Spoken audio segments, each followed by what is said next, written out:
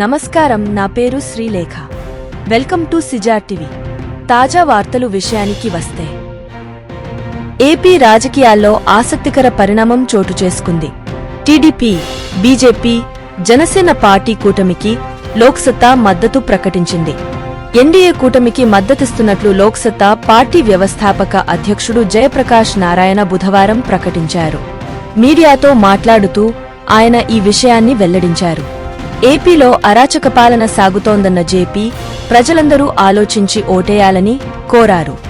భయం లేకుండా అందరూ పోలింగ్లో పాల్గొని సంక్షేమం, అభివృద్ధి సమతుకంగా పాలన సాగించేవారిని ఎన్నుకోవాలని సూచించారు. ఏపీలో రాజకీయ పరిస్థితులు దిగజారాయి. రాష్ట్రంలో కులాల మధ్య పోరాటం జరుగుతోంది.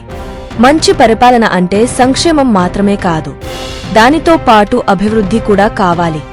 అప్పులు తీసుకువచ్చి సంక్షేమం కోసం ఖర్చు పెట్టడం మంచిది కాదు.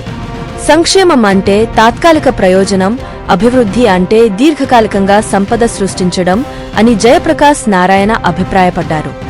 ఏపీలోని ప్రస్తుత పరిస్థితులు చూస్తే ఎన్నికలు సజావుగా సాగుతాయా లేదా అనే అనుమానాలు ఉన్నాయన్నారు.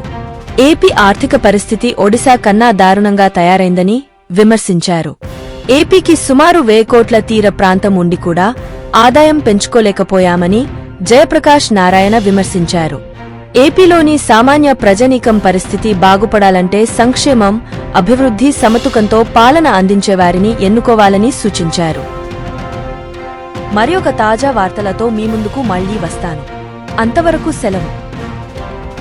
సిజేఆర్ టీవీని సబ్స్క్రైబ్ చేయండి. ఈ వీడియోను లైక్ చేయడం మరియు షేర్ చేయడం మర్చిపోవద్దు.